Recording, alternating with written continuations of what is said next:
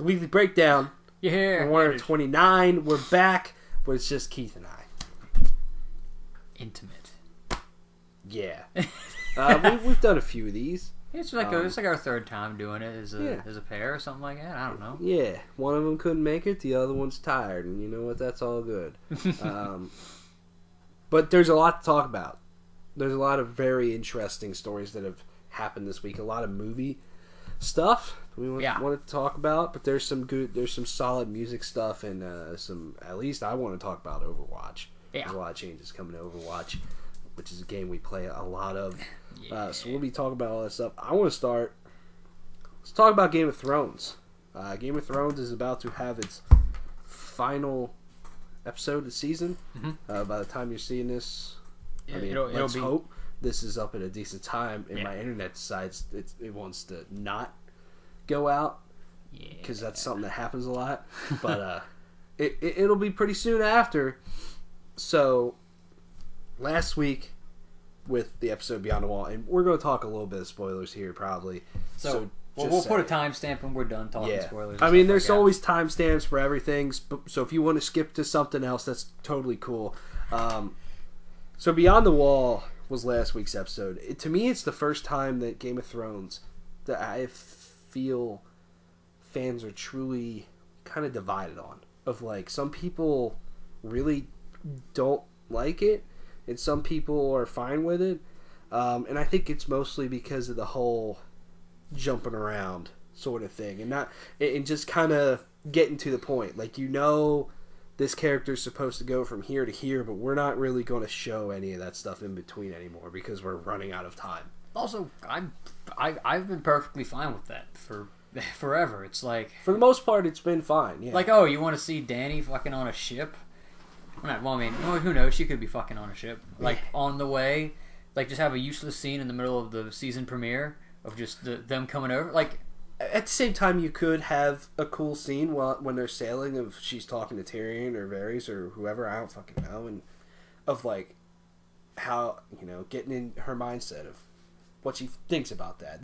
There are things you could do to further develop some of the characters, but not everything we need to see, and we can kind of get to the point. Or, like, maybe a better example would be some kind of shot of her flying Drogon over when they go and they attack the Lannisters and, like, their ships with Dothraki in it. You know what I mean? Like, how some people are like, oh, how'd she get over from Dragonstone to the Reach so quickly? It's like, what do you mean? It's like, they didn't show any of that. It's like, yeah, she's going to be flying on a dragon. There's not really much else to that scene. And then you don't lose that oh shit factor when, all that shit happens. But I think people are more upset with this one is just because of how much kind of land you could say or geography is covered in this episode in what felt like a very short amount of time.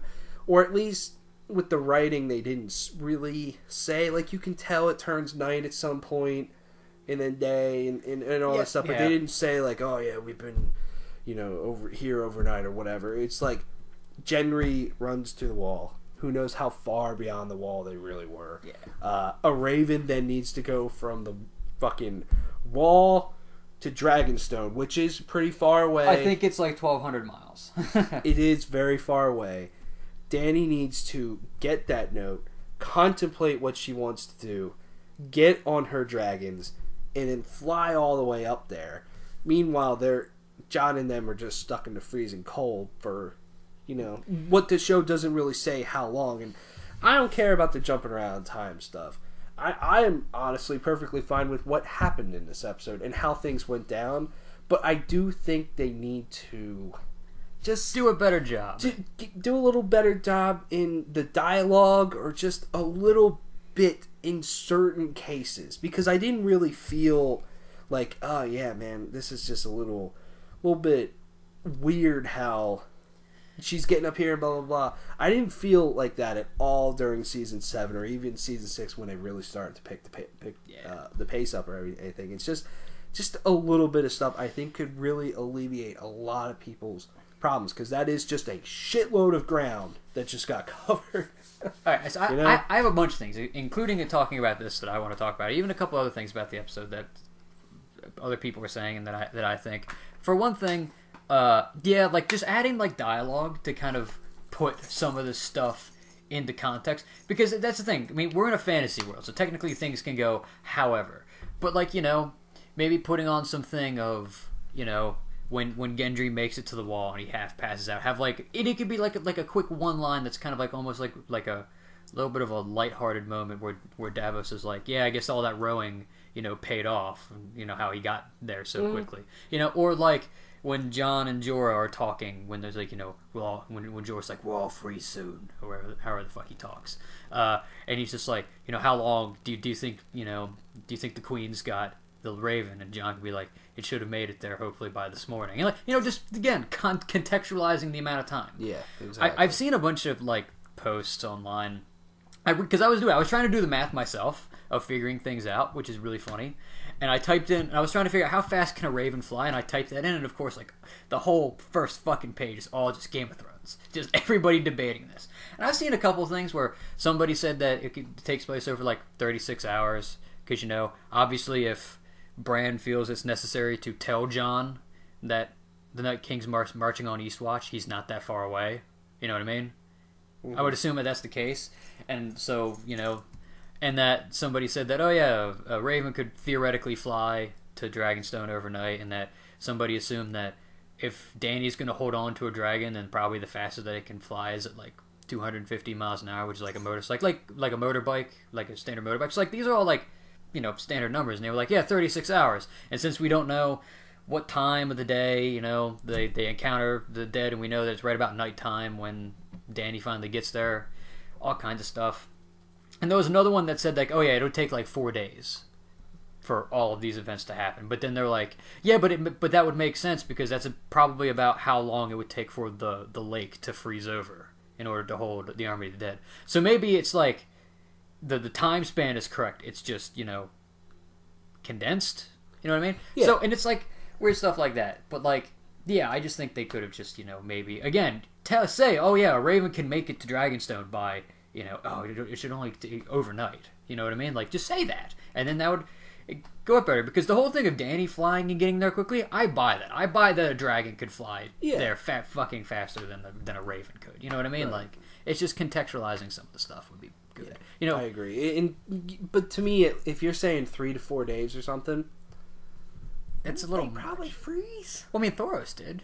He Yeah. froze to death. Like, but it's like, who knows? They didn't really have food. They, you know, all kinds of stuff. But that's the thing with these kind of shows. You just have to immediately assume, like, yeah, they got provisions. They got enough provisions to last a little while. I immediately assumed, like, immediately after the episode, and I was like, man, that happened fast. I was like, yeah, they might have been stuck out there for like a day or two. And I'm like, yeah, that's probably believable. That's what I was thinking. I was like, yeah, they're probably maybe a day or two. In which then somebody was like, well, then why the fuck didn't they just, you know, send arrows at them with the army of the dead? And then another person responded like, yeah, but remember in the first book, the dead just kind of circle those nice watchmen, and they just don't do anything. It's like more of like toying with them. It's like, that's how this is. I saw a lot of people complaining about where the fuck the Night King got those chains from. Yeah, I saw that too. But I'm like, who knows what kind of people he's taken? I mean, they probably could have. There's probably maybe in like all kinds of frozen lakes up there, ships that are frozen. You can get chains from anchors from a ship, and it's like the episode also kind of proves that even though they might not like the water, the whites can maneuver in the water a bit. I mean, they do grab and they almost pull Tormund under, so it's not like you could throw a bunch of them down there. The part of the episode that actually really gets me, it was when I started thinking about it, is the whole thing with Sansa and Arya. That storyline, well, here's the thing. I don't like how it's going. Here's the thing. I'm okay with some things. Like the whole thing with Bran not saying, I can kind of buy that, because he's not really Bran anymore. Why the fuck would he care? You know what I mean? In some ways, I get that. If you were to make that argument, I could be like, you know what? I can live with that. You know what? That's fine. He's not really human anymore in some ways. You know what I mean? Maybe he thinks that this is such a small thing compared to the big problems. Maybe he just hasn't said anything. I could buy it. The best weed in Westeros. He has. The part that gets me is Arya during their first conversation. How fucking honestly kind of stupid it is when you really think about it. Because she yells at Sansa for not doing anything and just standing there and watching her father die. Yet in season 1, you see her struggling and pleading for Ned's life. But Arya doesn't know that. But Arya was there. Arya's watching the whole thing, so she can see that that's what's happening. She's there. She can see. And then the other problem is she goes, "Oh, you were serving the Lannisters. You were working with them." And then in season 2, Arya's like serving Tywin. Yeah, but it's like she had to kind of undercover sort of thing. Yeah, but it's also but it's still like, you know what I mean? In some ways, the second time around, it makes a little bit more sense because she's like, you're trying to undermine Jon, and I'm like, okay, I get that because, you probably can't deny that Sansa hasn't at least thought about it at some point because I mean Sansa does like being in power, but yeah, they kind of I was really excited for the storyline after Eastwatch because I'm like, oh yeah, and then I'm just like, you fucking blah. Yeah. So I'm just, and this just the only way that this can be redeemed, and I'm hoping for this tomorrow, is if Arya going after Sansa like that is just a ploy to get Littlefinger comfortable so that she can fucking kill him. That's the only way you can say it. Which I'm honestly starting to think is true. Maybe because when somebody pointed out like, hey, look at all these things, Arya's being a little bit hypocritical, and I was like, wait, what if she's just trying to get him? Brienne goes away, which is kind of probably what he wants. Maybe that's what it is. She's just doesn't tell Sansa so that Sansa can't, maybe she truly doesn't trust her, which maybe in this situation maybe I wouldn't either. Mm-hmm. And then she's just like, I'm just gonna get him in the, she knows she's being played, but she's working it against him. So who knows? Yeah, maybe she knows she's getting played, but she is playing Littlefinger a little bit more. Yeah, like in her head, we just don't know that yet. Yeah. So that's what I'm hoping. Who knows? And also maybe Bran will speak up at some point. Who knows? Maybe he'll decide to give a fuck. I don't know. Yeah. There's just some things that are kind of maybe slipping through the cracks, but I don't want to say they are until the whole thing. Yeah, because like this is like the only thing that I feel like is like inherently bad storyline wise about this season, because I feel like everything else has worked really well. The only other thing I kind of have a hard time with is why they played up the fact that hey, hey, Dany has allies in Dorne and Highgarden, and then within episodes it's just gone. Nope. Yeah, it's like 2 episodes. Why? Yeah, but whatever. And even that's not that big of a deal because I mean, how they did those particular scenes was really good. Mm-hmm. So, yeah, we'll see. I'm excited for Game of Thrones, the finale. Will we get Clegane Bowl? That'd be nice. It's heavily rumored based off the teaser. Yeah, because there's the shot of like the Hound and it's nice out, and he pulls his sword and it's like, yeah, I want to see the Hound in the mountain fight. What if it's a trick? What if like the Hound sees what his brother's become and he doesn't, and he's like almost feels bad for him now?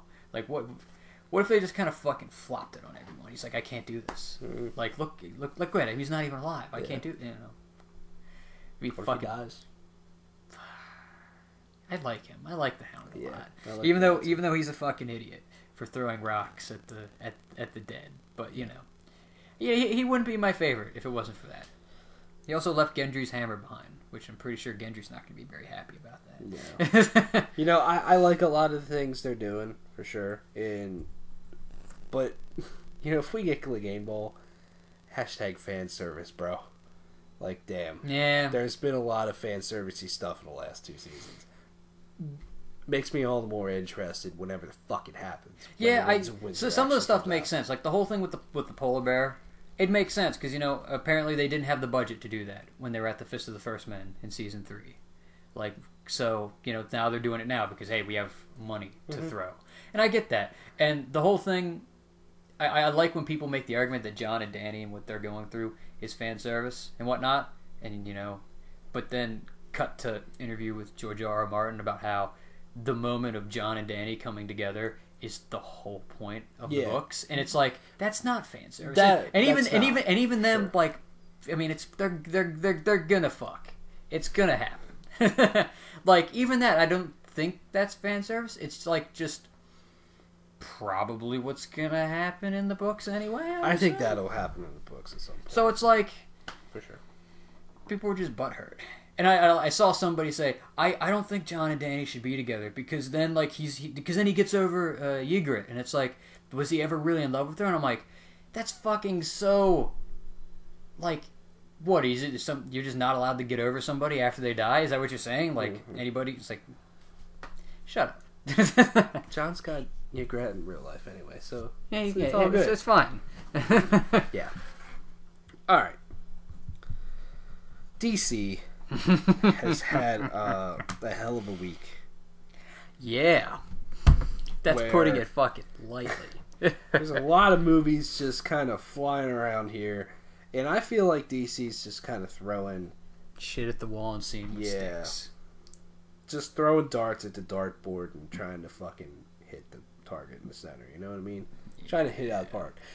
I feel like they want to be Marvel, obviously, and make all that money, but they don't want to do it like Marvel, you know, when Marvel has done it so well, and that formula probably works, and they could do it probably really pretty well on their own. It's weird. Number one story. The Joker origin story movie is in development. Jared Leto is not involved with this at all. A Joker origin film is in development, in the early development stages by Warner Brothers and DC with Todd Phillips, who directed The Hangover, on board to direct and co-write the script with Scott Silver, who wrote Eminem's 8 Miles. IGN, I'm reading this from IGN, can confirm the movie is not going to involve Jared Leto as the main character, is not meant to be an origin story for any existing iteration of the character on film. Instead, it will be part of an unannounced imprint of DC films that will tell one-off stories about beloved characters in the DC canon. It is unclear whether the films under the current unnamed banner could intersect with the DC extended universe, but its intention is to introduce unique, unexpected takes on beloved characters. The film is in the early stages, reportedly focused on early 80s Gotham City, with a hard-boiled crime feel. Martin Scorsese, executive producer, is what I heard. Right. That is another thing in here, yes. How do you feel about this? Just make a fucking 80s crime movie. Don't fucking do the Joker. The best thing about him is that you don't know his origin. Yes. The only time they ever pulled it off was in Tim Burton's Batman, and that was just because that movie's already fucking weird. Why not? That's literally the whole thing with that one. Like, because they did the whole thing where he's Joe Chill, and it's like, fine, sure. But, like, his movie seems... The longer that news came out, and the more details... Like, as you were reading it, and and I imagined it as if I was reading it for the first time, the less I'm like, why? Well, the more I'm just like, why? Because it's like, oh yeah, we're doing a Joker origin story, which I'm already like, oh. It's not involving Jared Leto, and I'm like, and then it's like, it's not part of the DCEU, and I'm like, then what's the point? Why? Like, I'd be fine with this kind of idea with just about any other, like, Batman villain. Like, you want to do it with Catwoman. Sure, maybe you can fix that atrocious Halle Berry movie from like 15 years ago, or you know, anybody else, like literally anybody else besides the Joker. It's just fuck. Yes, and that's the thing. I love how Joker's origin has always been mysterious for the most part. I think that's one of the best things about his character. The Joker is not a character where everything needs to be explained about him. Yeah. That is one of the best things about him, is he's such a mysterious character. He can be a lot of different things. He's just a fucking crazy person. It just doesn't need explained. It's just a bizarre thing, and the fact that they're gonna have movies that still exist in the DC universe, and now movies that don't, you know, I feel like that's just not it's going to get greatest confusing of things, because it's like people will be like, oh, I might not see this movie because I haven't seen all the other ones or something, you know, where they feel like they might have to see everything, or or they might just get confused as to something that's going on. I don't know. But at the same time, it could be pretty cool that they're looking to do these one-off, this is the movie, here's 2 hours of it, and it's going to have an ending to it. And it's Hollywood, who knows? Might not sequel bait. You know? That could be cool, but I just feel at the time period this is happening, it's just fucking weird. And I don't like that it's with the Joker. I don't know. I just don't know how I feel about this, to be honest with you. With not having Jared Leto, which we'll get to other things about that, could be fine.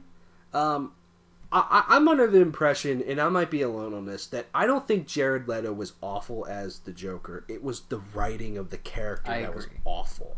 I agree. That him being this like gangster and all that stuff is overly just eccentric thing.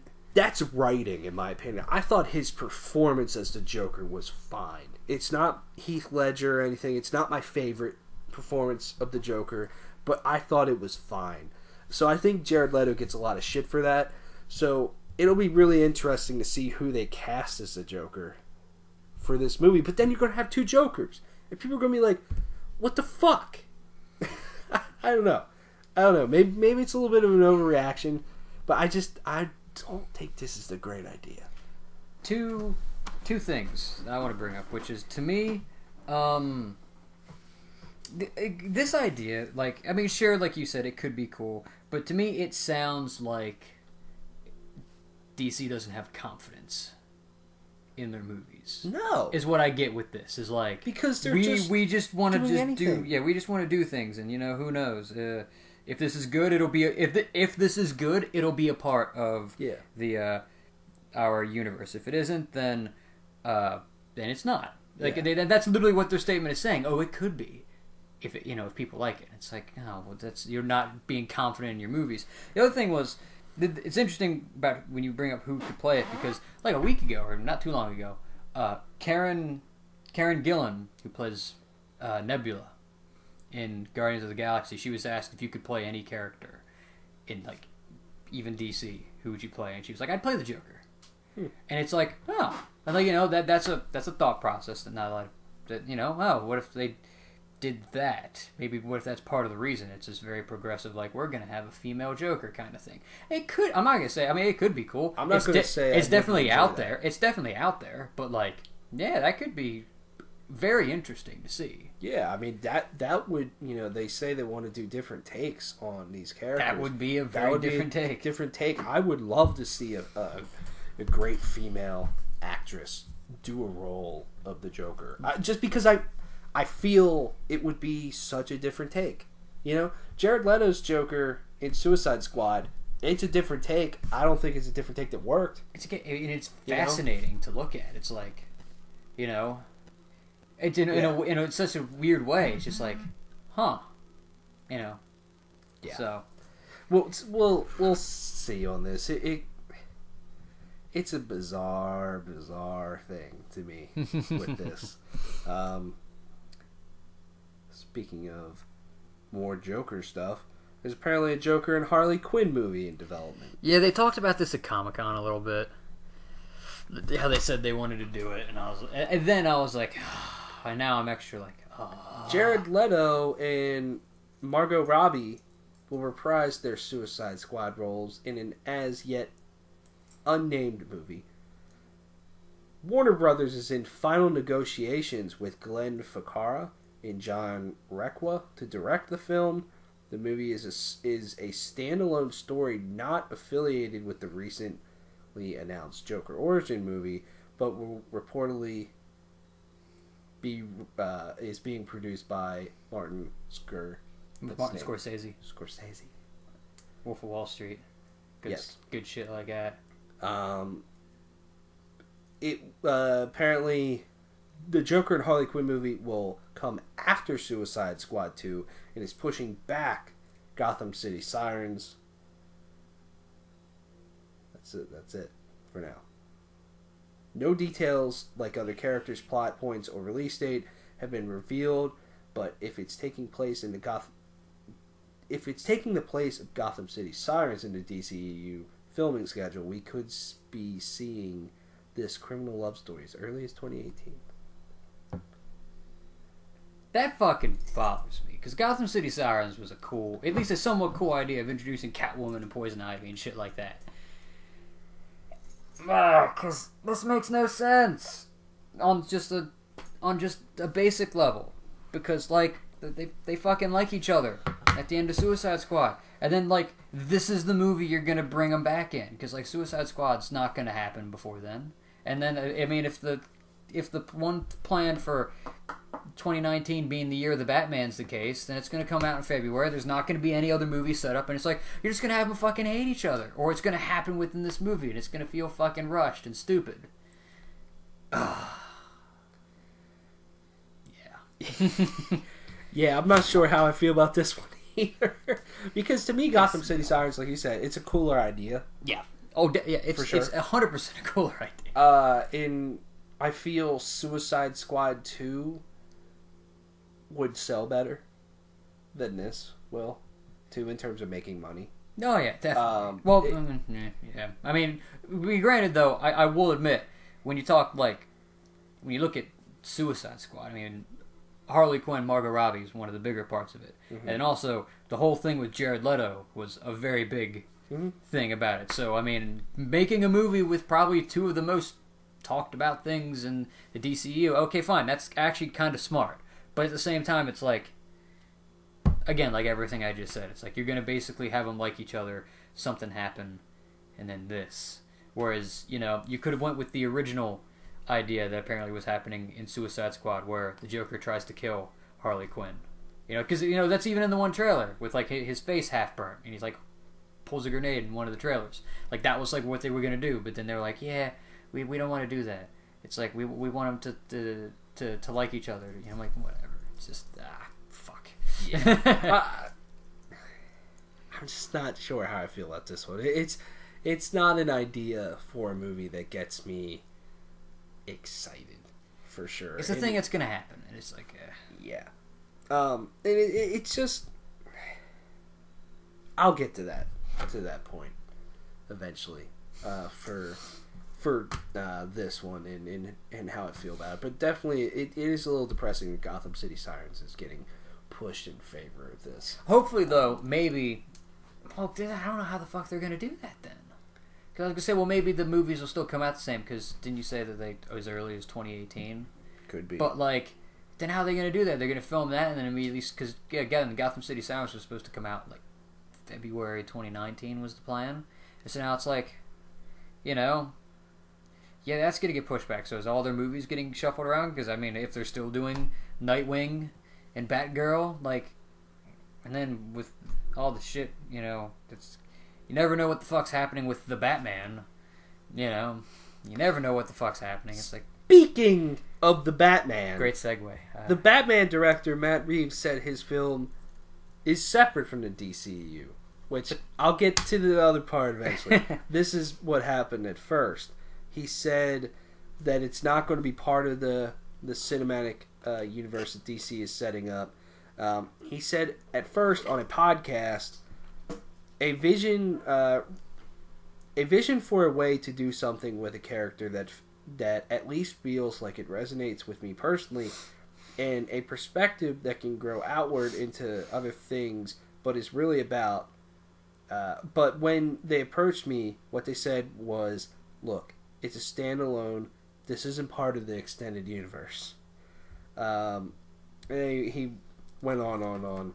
But then, the next day, he said, of course Batman will be part of the DC universe. Batman will be Batman. So, what the fuck is happening with this movie? So, what I heard was he later, again, clarified his statement. He says that it does exist in the DCEU, but it's not going to borrow elements from it. That it's like, there's not going to be, cameos. Like Wonder Woman's not going to show up. Yeah, the Flash. It's just going to be a Batman movie. Yeah. And that's what he meant, is that it's not like, you know, here's all these other shit. Hey, you know this universe we're building? Here, Diana Prince is going to show up. It's like, nah. It's just Batman, which I can kind of get the reason for doing that. That makes sense to me. Yeah. To just do Batman, you know. it's weird because all these talks and well, I saw an article where people were like, "Oh, what does this mean for Ben Affleck? Is he still in the movie?" It's like he said a month ago or however long ago it was that he's doing the movie. That everybody's fucking off their rocker, going on about this shit about how he's not in it anymore. Like, yeah, you know. So I mean, the first thing is definitely like was very worrying. It's like especially because that was like right after I heard about the Joker thing. I'm like, are they just abandoning all this? Yeah, like not giving a shit anymore. At least you know that got clarified because that would have been terrible. It really, really would have. That's worse than that. But having Batman not take place in your extended universe, that's definitely saying, yeah, we don't trust anything about this stuff. Yeah, anymore. Exactly. Like Batman is, we'll see how Justice League turns out. Aquaman could be cool. But like Batman, I feel it needs to be good. And if this movie doesn't work, then man, then at that point maybe you abandon ship. Well, at least stick around for Flashpoint because I'm genuinely excited for that one. Yeah. But like after Flashpoint, you can just you can just erase the universe because that's what Flashpoint did. Yeah. Flashpoint birthed the New 52. Which people hated. Yes. So hopefully it's like the opposite. You know what I mean? Because Mm-hmm. to go from something that people like and it's like, oh nope, not we're gonna build something that people love. Maybe a little bit less brown and gray. DC, especially with Batman. Yeah. Like Batman v Superman. Mm-hmm. Just a brown movie. It's like the Gears of War of Hollywood. Yeah. It is. I want to talk about DC, as we've talked about with like these Joker movies and all that stuff. They're just kind of throwing shit at the wall and seeing what sticks. This is every DC movie right now in development, and I just feel some of this shit is insane. So of course, Justice League. That's out this year. Justice League Dark. Aquaman coming out December 21st, 2018. So Shazam, which is the next DC movie to be filmed. Mm-hmm. With The Rock. And who's not even playing Shazam? They don't even have a hero. They have Black Adam. They have the villain. Like, what? Yeah. Just make the fucking Black Adam movie. You guys want to make the fucking Black Adam movie. Apparently, he's also supposed to be in the next Man of Steel movie. Black Adam. Like, what the fuck? Oh boy. Wonder Woman 2 makes sense. Yeah. Wonder Woman has been a hugely successful film. December 13th, 2019 is when this one's supposed to come out. Interesting. Alright. Sure, fuck it. Cyborg is still happening. Yeah, I figured. I'm still not no. I don't have much hope that this one will happen. I've said this every time this movie comes up. Just make a Teen Titans movie. Please. I know you have the TV show that's coming out now, and they've actually cast a couple pretty cool looking actors in that thing. But like, make a Teen Titans movie. You already have 2 Flashes and 2 Supermans because of your TV fucking DCEU bullshit. Why not have 2 Teen Titans? Fuck it. Yeah, we'll do it live. We'll see on this one. April 3rd, 2020. Oh, actually, wow. Yeah. Okay. Green Lantern Corps. No Still date. July 24th, 2020. That's what this says here. I don't believe in that date for this one. I don't believe it one goddamn minute. But this one's going to be focusing on like both of those characters. So. Oh, Howard Jordan and Jon Stewart? Awesome. Yeah. Why not? So there we go. When one didn't work, why not have 2? Cast, what's his face? Ryan Reynolds again. Maybe give him another chance. I'm joking. Don't do that. He was terrible. Justice League Dark. That movie's getting rewritten, so I heard. Yes. Got that one. So this one, that's in development, so that'll be interesting. Flashpoint, which could be fucking awesome. Please. You already have Jeffrey Dean Morgan, who I think could be a great Batman. Yeah. Fuck right. Definitely. Justice League 2. Yeah. That'll probably be a thing. More likely than not. Justice League will probably, especially because Wonder Woman did good, it will sell well, and they'll be like, fuck it, we're going to make another one. Yeah. Is what's going to happen. Definitely. Man of Steel 2. Uh-huh. Makes sense. Not excited. Suicide Squad 2. That's on the fast track. Apparently they're trying to make that movie fucking quick. Which is like, why would you want to make it quick after what happened with the last one? I know. Joker / Harley Quinn movie. Talk about that one. Yeah. Gotham City Sirens. Talk about that one. Black Adam. It's apparently still in development. Yeah. Nightwing. It's in development. Batgirl. Joss Whedon. With Joss Whedon. Yes. Like, I'm surprised, like, we haven't heard about the movie, because, like, they're fucking talking about, well, then again, it was right after it got announced, they're fucking talking about who's going to play Batgirl for so long, and stuff like that, and I actually had a thing on my phone where they had, like, the short list for who's going to play Batgirl. It was an interesting list, but, like, I don't know, especially hearing the stuff about Joker and Harley Quinn, and then Wonder Woman coming out in 2019, are they even going to do that year of the Batman thing? Because otherwise there's going to be, like, 6 movies coming out that year, and that's a little much. Like, Marvel putting out 3 a year is a little much. 6 is... Mm-hmm. Good God. Yeah. And then you have the Joker origin film and the Batman. Well, I feel with some of these things... There's like 1 or 2 other ones, because they had got the fucking Lobo movie. Which is... Boy, that one's been in development for like 10 years. Yeah. I just feel with some of these things, with Gotham City Sirens, the Batman, Joker, Harley Quinn movie, Suicide Squad 2, and the whole Joker origin thing that's not tied to this, that is so much, like, on top of each other. Sort of things. And also, like, similar ideas. And the same thing with Nightwing and Batgirl. It's like, whereas, like, when it was just a couple of those movies, I could understand.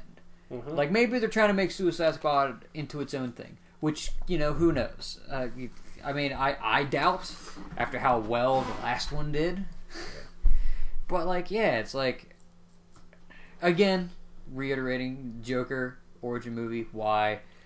Joker and Harley Quinn, why? I can understand that one farther down the pipeline. Like, again, maybe you use Gotham City Sirens to set up that movie. Fine. But, like, doing it before Gotham City Sirens? Ugh. Yeah. I agree. So, last DC story. Okay. Sort of. James Cameron says Wonder Woman is a step backwards for Hollywood. James Cameron's probably one of the greatest directors of all time in film. Oh, yeah. For sure. He's up there with, he's up there with, like, Spielberg. Yeah. He said, quote, all the self-congratulatory back-patting Hollywood's been doing over Wonder Woman has been so misguided. She's an objectified icon, and it's just male Hollywood doing the same old thing. I'm not saying I didn't like the movie, but to me it's a step backwards. Sarah Connor was not a beauty icon. She was strong, she was troubled, she was a terrible mother, and she earned the respect of the audience through pure grit. And to me, the benefit of characters like Sarah Connor is obvious. I mean, half the audience is female.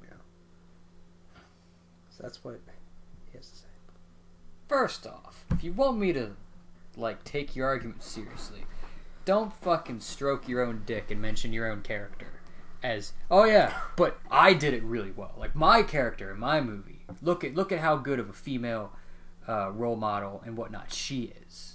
You know what I mean? Like, yeah. You kind of, like, right there, you kind of lose me. And also, like, I get it that Wonder Woman has historically been an objectified female role, but at the same time, it's like Gal Gadot's version really isn't. In fact, she's kind of in a lot of ways not what a lot of people expected for the role. I mean, yeah, she's, gorgeous, but, like, they don't really they don't, like, take advantage of that. Like, her outfit's honestly some of the least revealing that, like, Wonder Woman has had in a lot of ways, and it's just like, you're off base a little bit there, James. I agree, because I don't think during Wonder Woman that she was really objectified. To me, I think she, comes off as a very strong character, and a strong female character, and that's awesome, and a character that's able to lead and to affect change and do good stuff, and that's cool to me. And also, like, this is the highest grossing film from a female director ever. Like how... That's awesome. Yeah. Like, there needs to be more of that type of stuff in movies. It's like, well, when we get to that on the next thing, but on the follow-up. Yeah, so, the director of Wonder Woman, Patty Jenkins, came back and said some stuff. James Cameron's inability to understand what Wonder Woman is or stands for to women all over the world is unsurprising. There you go. As though he is a great filmmaker, he is not a woman. Strong women are great. His praise of my film Monster and our portrayal of a strong yet damaged woman was so appreciated. But if women have to always be hard, tough, and troubled to be strong, and we aren't free to be multi-dimensional or a celebrated icon of women everywhere because she is attractive and loving, then we haven't come very far, have we? I believe women can and should be everything, just like male characters should be. There's no right and wrong kind of powerful woman. And the massive female audience who made the film a hit it is can surely choose to judge their own icons of progress. Sorry, this is worded in a very strange way with certain things. I agree with her response. Honestly, I it is important if we want the same representation in film, in video games, whatever, between male and female, then, male characters have been explored in a variety of different ways. And female needs to do the same thing. Why can't you have this strong, beautiful character? Yeah. That she doesn't have to be this terrible mother, this down-in-the-dumps character, this bad person or whatever, and then come back from that. Why can't she just be strong from the beginning and choose to be a change for good and to make people feel better and all kinds of stuff? Like, there's nothing wrong with that. Like, yeah, it's whatever the vision needs to be. It's also like he's missing the point that also, like, in this genre, female-fronted movies have not done well. I mentioned Catwoman earlier. That movie's fucking awful.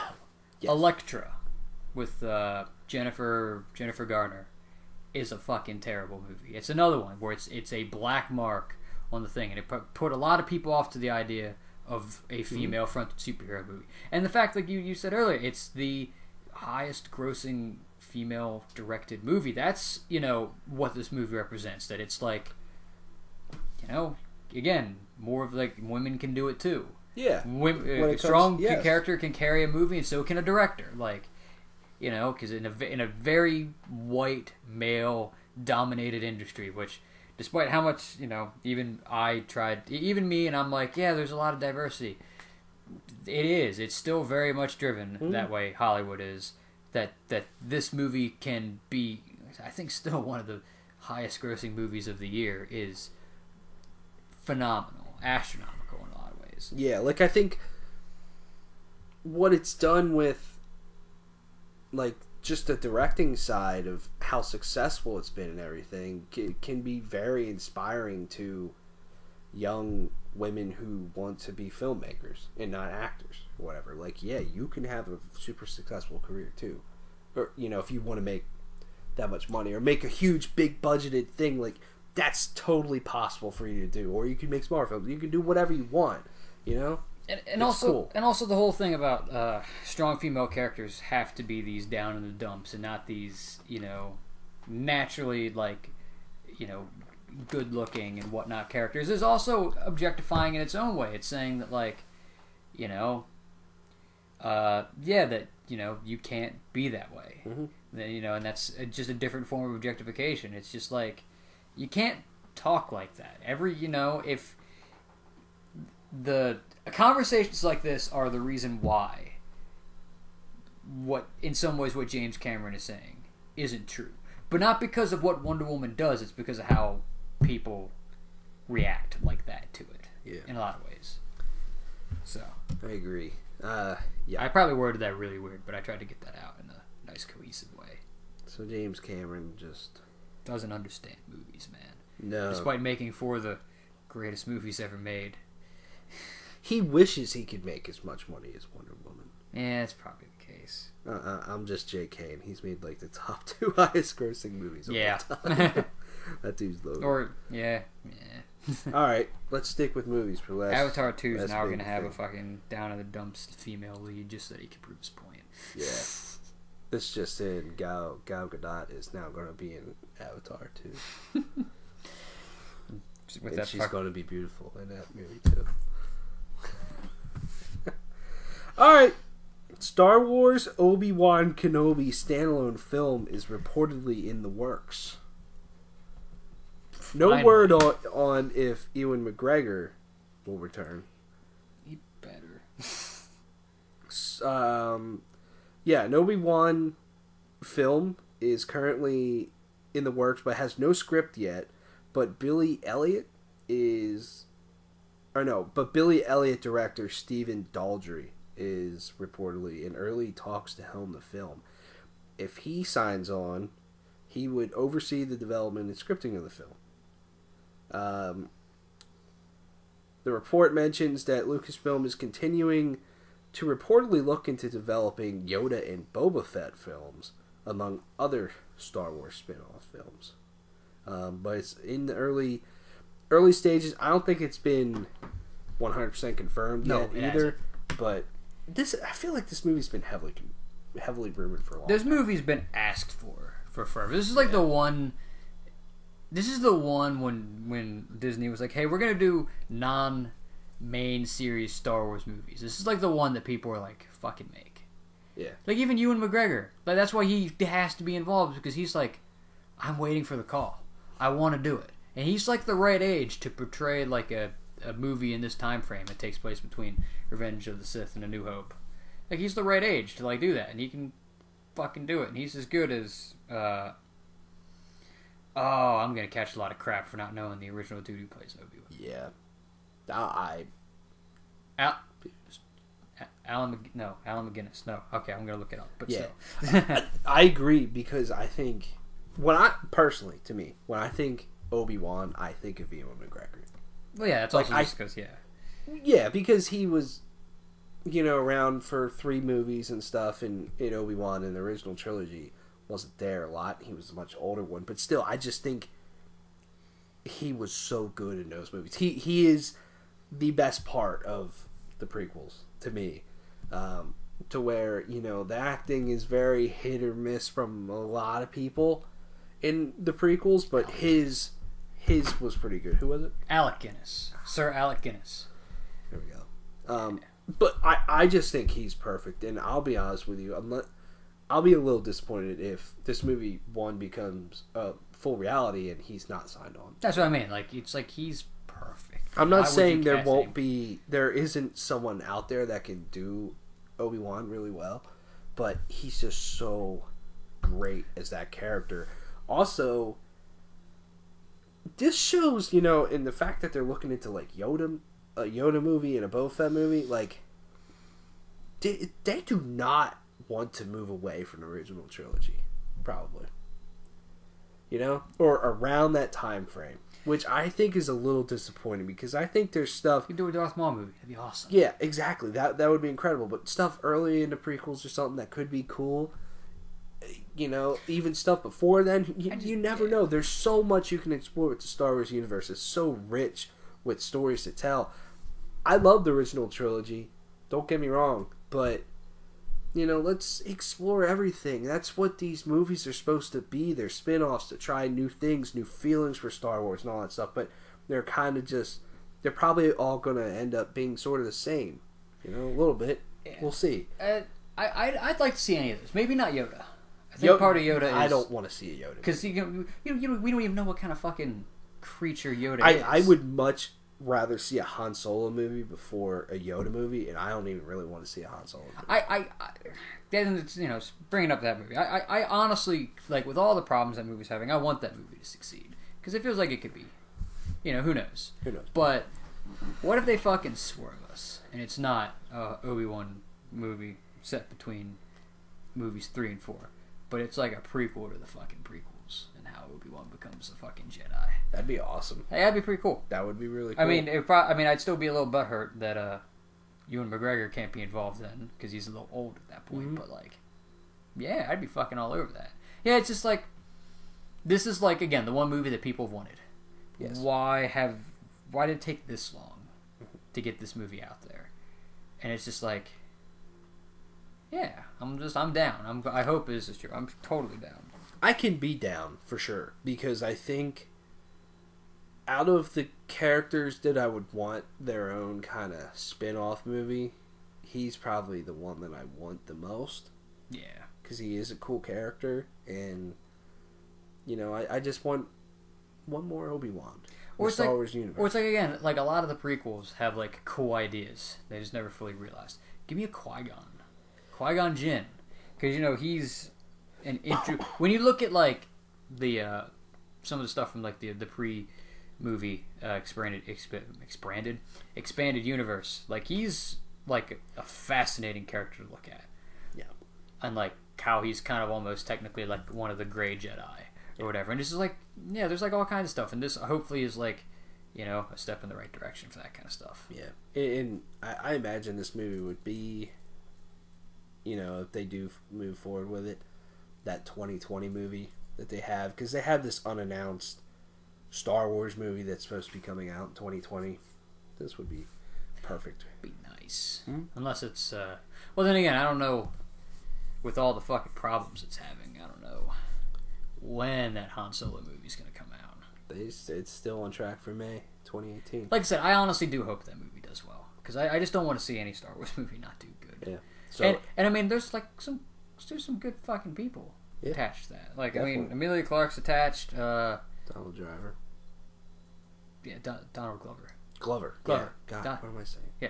Donald. Is that a dude? That's Adam Driver. You're thinking Adam Driver. Jesus. Where the hell did I hear Donald Driver? Oh my god! You're reading too many stories about our president playing golf. Yeah, it's a terrible joke, but thanks.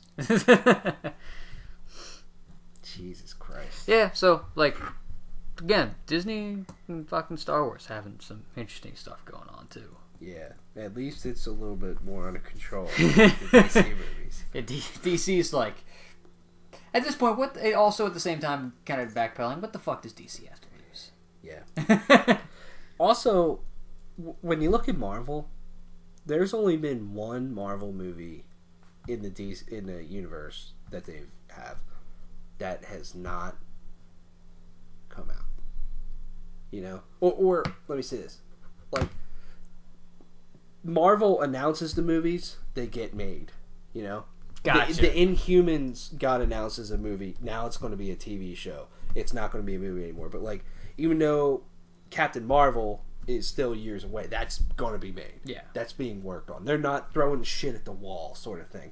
I worded that weird when I first said it. Okay, I was like, yeah, the fuck. Yeah. What do you mean? They've announced all kinds of shit. But like, I won't be surprised if some of those movies that DC has never come out. Yeah, which is gonna suck because some of them, like especially against some of the other Batman ones, is like, yeah, this is cool. It's just Marvel and Disney and Star Wars, very tight ships, for the most part. All right, let's switch. Let's talk about some video games. Overwatch is a game we play a lot, and it's getting it's getting three things. One, it's getting a new map, Junkertown, which is a new escort map. I'm super excited about. The home of fucking Roadhog and Junkrat. I'd say out of all the post-launch maps, this is the one I'm most excited to play on. It just looks awesome. Wasn't Eichenwald one of the post-launch maps? I like that one. Yeah, that one's really cool. I mean, I think they've all been good. I like them all, but this one has some pretty high potential. I hope they keep up pumping stuff out. Like, I mean, I know they're with maps, but they even like characters. I'm sure they will. Be nice. Mercy is getting some huge changes. So Mercy is huge. Yeah, Mercy is the healer, or a healer that, you know, she doesn't really do damage much. She can, but she can, you know, really heal people a lot. She can give people damage buffs, and her ultimate ability can bring back anybody. Revive. And everybody, which is the worst. Yes. When it happens on the other team. So now she's getting changed up. So her revive is going to be on a cooldown and can only be used to bring back one character. Her ultimate then is going to be changed to either do a few things. One, she can link together characters that are close and heal multiple characters at once, or give damage buff to multiple characters, or it gives a lot of damage to her gun if needed. So that's how they're changing her up. What do you think?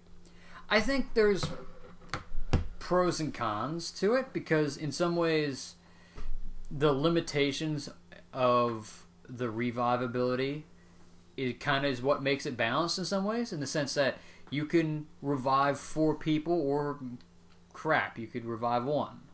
You know, or like, and if you're waiting for like to use it for a lot of people, you might not ever use it, and so in some ways that balances that out.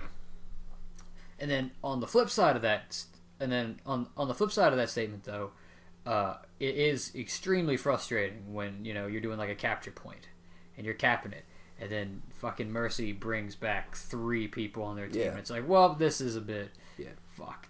But and so like in some ways, like I feel like they're doing a good job balancing, but then at the same time, her ult seems like, what if we gave Pharah? And Pharah can either also be Zenyatta or also Orisa. And it's like kind of the vibe I'm getting. Like you can basically either just heal people, or you can give people a damage buff. And which, again, that's pretty cool. And maybe there's a bit more tactical stuff that you can do with being able to revive and have it be on a cooldown. But yeah, it's a weird thing, because if you're doing the damage buff, then like, what's up with Orisa? Because it's kind of the same thing. Like in Orisa's thing, you have to kind of be close to it too. You know, it reaches a little bit farther, but you know, there's certain characters now where their ultimates are kind of bleeding in with each other and stuff, and not relevant in some ways. Like in some ways, like Zarya's ult is really good, but it's like, here, I have this thing that even though it doesn't do damage with Orisa, it does about the same thing. Yeah. And the same thing with like Widowmaker's ult versus the one type of arrow that Hanzo has. It's like, you know, yeah, definitely. I think he could be really good, potentially. And there is gameplay out there that Blizzard put out. I haven't watched it yet. I want to see, because I don't know what the cooldown timer is, which I think these changes live and die by that. Oh yeah, if you can revive people way too quick, then it's just like, what's the point? Yeah, exactly. Like it's got to be like a solid like 15 seconds at least. Yeah, at least, if not 20. But I think like the 15 is like the most any ability has. Or I mean anything that's like, you know, like one of the long ones. Like if it's like here, you're gonna get it back every 5 seconds. It's like right. I'd say 10 is like the lowest that you can have that happen a bunch at. Because then again, you're still only bringing back one person. So it's like, and probably as long as it's longer than like the countdown timer, or it's got to be, I don't know, because you're right, the countdown could live and die by that. Yeah. But I think it could be neat because it puts a lot more thought into Mercy, where right now she's just kind of like, I'll fly around, heal people sort of thing, but now you have to honestly think about it. It's like, okay, like, who do I bring back? Like, you know? Do I bring people back, or do I focus on keeping this person alive? Yeah, do I focus on keeping my team alive, or giving them a damage buff because we're this close to being? Well, it's like, okay, do I keep him? Do I keep them alive? Do I give him health so that he doesn't die? Do I give him damage so he kills people faster, or do I get more bodies out there by reviving somebody? I mean, I'm assuming you could probably do a couple of them at the same time, but it's like, and it's like also then it gets to an issue of now if a bunch of people die, who do I bring back? Right. And it's like, it could be pretty cool. The other change is D.Va. D.Va is, her energy matrix is going to get used up 50% quicker now. Okay. So it's basically getting halved. And she's going to get missiles. The defense matrix stuff I can kind of understand because, like, yeah, I've done this a couple times, whereas a soldier pops his ult, and then I just fucking pop my defense matrix and stand like really close to him, so he has to auto lock on me, and then I just eat 90% of it. So I can kind of get that, because you can kind of cheese shit like that. And I very much like the idea of missiles, because the one thing that D.Va's great because she doesn't have to reload, but then on the flip side, it's like you get like really any kind of nice distance away, and you ain't doing shit. Exactly. Like, she's not great for damage unless you're up close. Up close, she's good, and she's probably maybe besides, well, even then, Reinhardt's only really tanky with the shield, but she's probably the tankiest of the tanks. I don't know. I just wish maybe. Yeah, I mean, that would work. And then the only other thing is sometimes I just wish maybe her ult. Which, then again, maybe it's good that people can be tactical and get out of the way, but like with her ult, it's like, like, anymore, people are really smart, and it just bums me out when I only kill one person with the ult. I'm like, Yeah, but every once in a while... it's just... You catch them. Yeah, and it's You get like 3 or 4, and I'm like, yes. Yeah. I think all in all, it could be cool changes. We'll see how they work out, though. And they're changing competitive, too. Yeah. So competitive maps, like control maps, are going to be best of 3 instead of 5. Placement's going to be a little bit different. All kinds of stuff. So. And the seasons are going to be 2 months instead of 3 now, because apparently drop-off is ginormous. Oh, yeah, because, like, I mean, makes sense. We just suck, and so we just stopped playing competitive this season. But I could see that. Yeah. Because after a while, the only reason really I even play competitive on occasion anymore is because you get more experience. Yeah. I just like it because I feel it is more competitive. And I love Overwatch when it's competitive. You know, when it's just fighting 2 teams that are tooth and nail, and it's like, well, what do we got to do to get just that little bit of an edge to get over the top? You know, what move do we got to make? And I love that shit about it. That's why I like playing a lot of competitive. So I'm excited that this season's going to be over, because this season was kind of a disaster compared to the previous ones for us. Like, we didn't place well. We didn't win a lot of our matches. You know, a lot of unfortunate things happened. Sometimes we just ran into teams that were just built way better than we were. Oh, yeah. Way better. I'm hitting a fucking wall. I'm trying to get better at, like, team comp stuff. Like, looking at, like, who's on, all right, who should I play as then? Yeah. And it's one of the things why I'm trying to get good is, like, everybody. Yeah, I mean, you have to, because in competitive especially, like, you need to change up your strategy, and you need to change up what characters are being used. If it's not... I'm sorry, like, if you're a main, you shouldn't be playing competitive, unless you're, like, ungodly good as your character. Yeah. Like, I don't know, the number of times you run into a fucking... You get a Widowmaker on offense, and it's like, on like a control point map. It's even honestly, on Widowmaker, on like Widowmaker and whatnot is only good on defense, and that's only on the defense point maps or the escort maps. That's it. Yeah. Like, the points where you gotta stay where it's in the middle of the map. Yeah, no, don't stop. Yep, I agree. Interesting changes coming to Overwatch. I'm excited. Gamescom did happen. There was some announcements too, like you can pre-order the Xbox One X now. Get the Project Scorpio edition if you want. There's a cool game called Biomutant, which seemed cool. It's from THQ Nordic. It's like Kung Fu. Yeah. Beating shit out of a bunch of things, which looks neat. You look like a trash panda. Yeah. There's Assassin's Creed Final Fantasy crossover, which I'm not sure how I feel about. Could be interesting. Cool. Yeah. I kind of not two things I think go together. Yeah, but... I gotta finish that game. Which one? 15. Yeah. Because I had fun when I played it. I just stopped. So. Yeah. You gotta do that shit. There was some interesting stuff out of there. They showed up space battles for Star Wars Battlefront 2, which looked neat. Yeah. Fuck. So, yeah. That hopefully, well, I mean, it's not going to happen this game. Hopefully if there is a Battlefront 3, we'll finally actually get a Battlefront 3, which people have been waiting over 10 years for. Yeah. Fucking you can go from land to space. Yeah. Be nice, but, that would be that's me having very high thoughts for EA. Mm-hmm. Yeah. Crackdown 3 got delayed till 2018, which Microsoft's fall is just not the best. And the SNES Classic, you already can't fucking find it anymore. God damn it. Good luck finding one.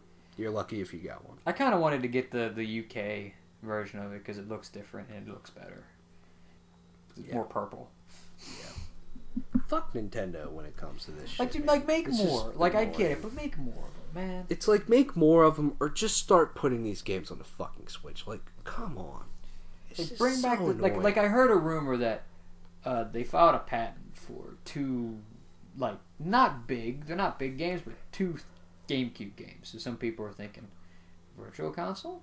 Coming to the Switch? GameCube? But I would like to play some of those older games, but whatever. So hopefully, after the SNES Classic launches, you'll be able to find one in a store randomly, but I doubt it. Yeah, good luck with that one. Yeah, that sucks. Because that lineup of games is stellar. God, I mean, Super Metroid alone, and Super Mario World, and Star Fox 2, Link to the Past. It's like, take my fucking money. God damn it. They don't want... Why do you not want my money, Nintendo? No. Why? I will give it... I will throw it at you. Yeah.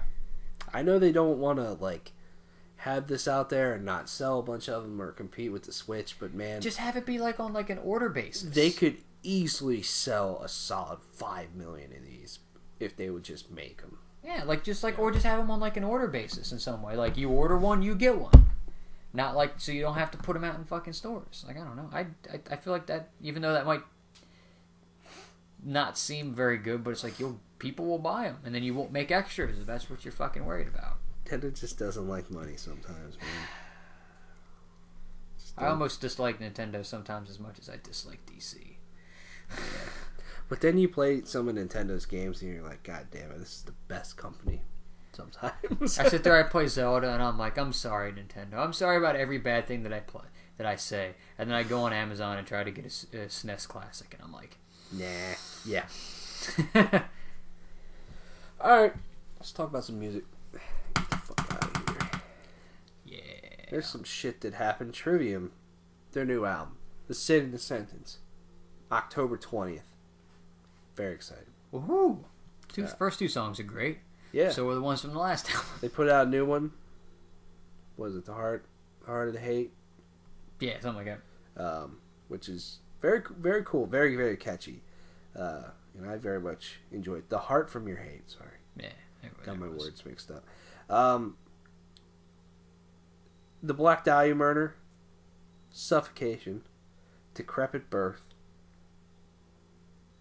Necrot, and Worm Witch are touring.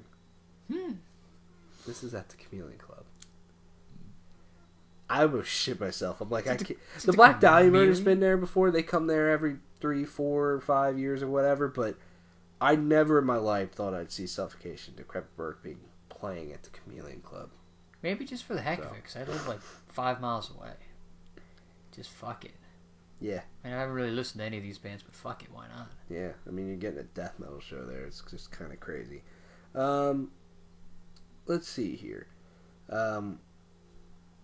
My Children, My Bride, which, that's a band. They haven't done anything in a long time. They're kind of a hardcore band, metalcore stuff.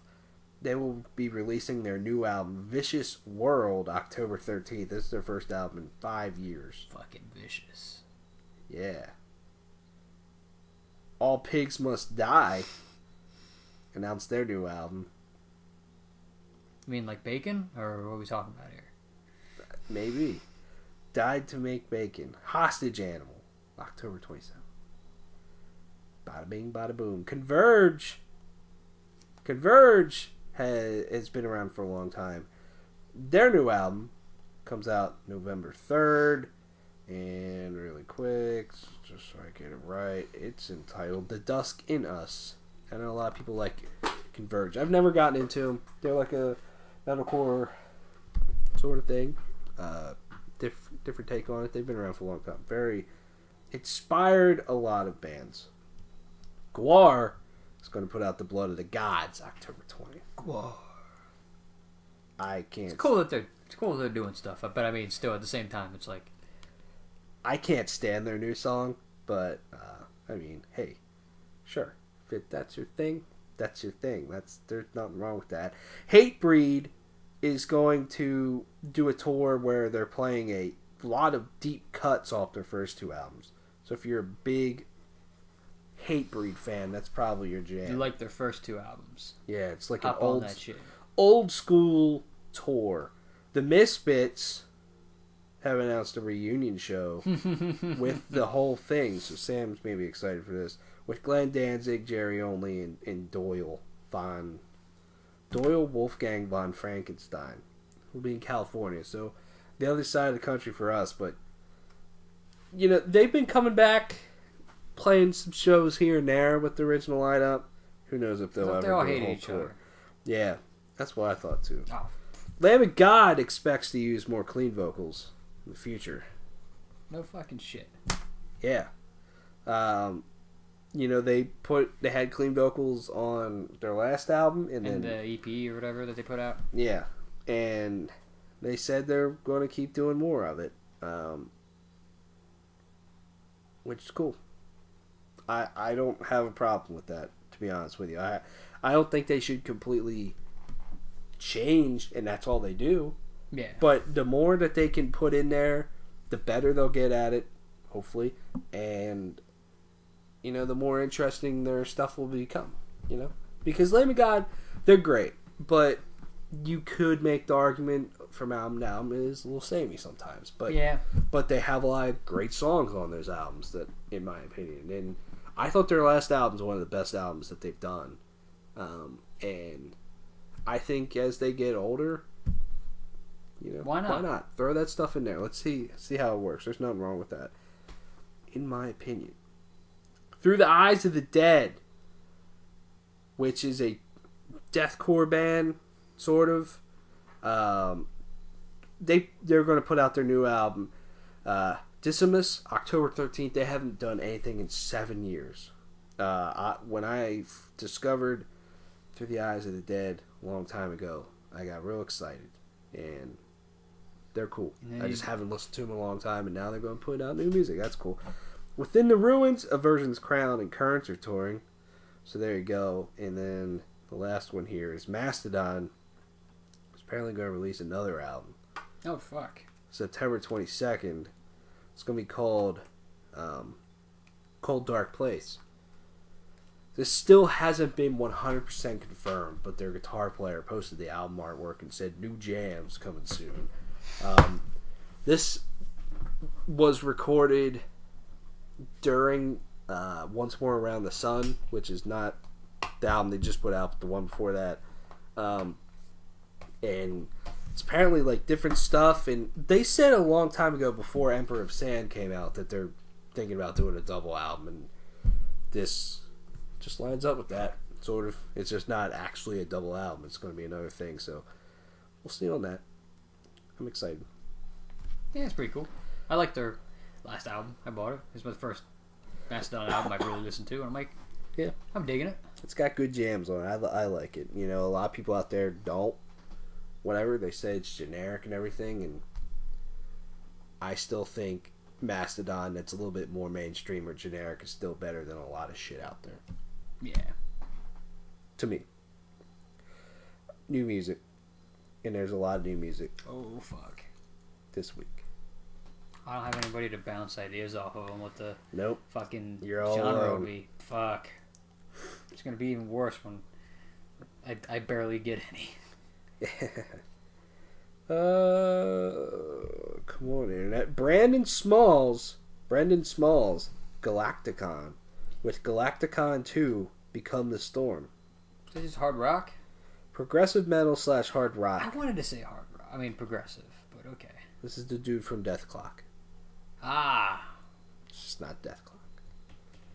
There you go. The Haunted, with Strength in Numbers. Black metal. Melodic death metal. Fuck.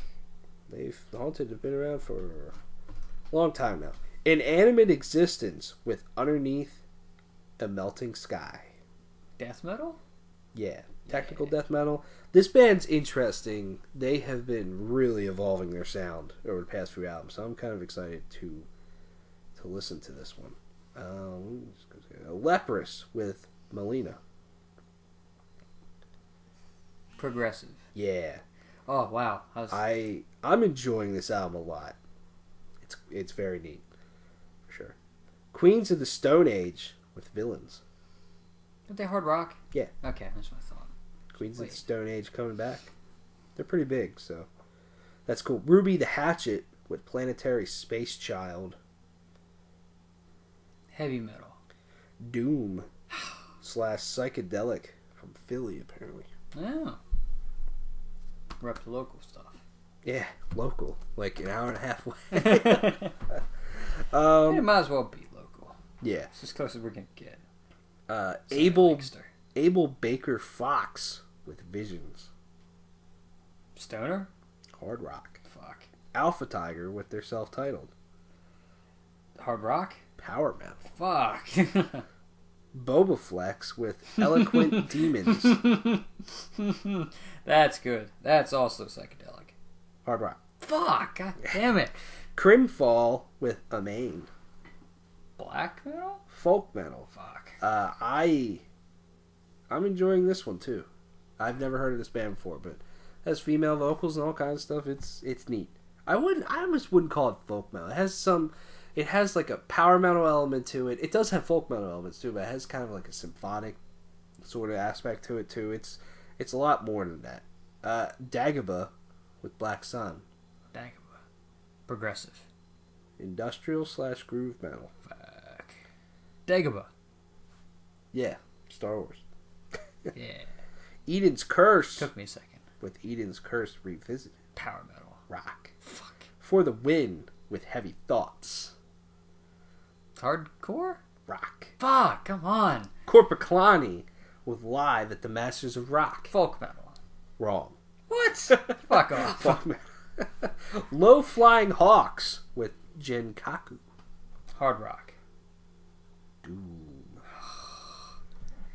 Fucking sucking. Portrait with Burn the World. Progressive? Heavy metal. Portrait sounds like a fucking... Never heard of this band either, but I just decided to check them out. Very interesting. I want to listen to it a lot more. Sirius Black with Magic. It caught me for a loop there. Power metal. Yeah. What? How is that spelled? How serious? Serious as in I'm so serious. Okay. That's a weird name for a power metal band. It's also weird. I went power metal because I'm like Harry Potter reference? Maybe. Question mark? But it's not spelled the same then. So. Mm-hmm. Last one. Stallion with From the Dead. Heavy metal. Speed metal. Fuck. Close enough. That's it. Yeah. Fuck right. There's some shit on the channel. There's always shit on the channel. There's going to be more shit on the channel. There's always more shit on the channel. Yeah. This is on the channel. This is what I do. I put music on the channel. I put videos on the channel. Then I flush. See you around.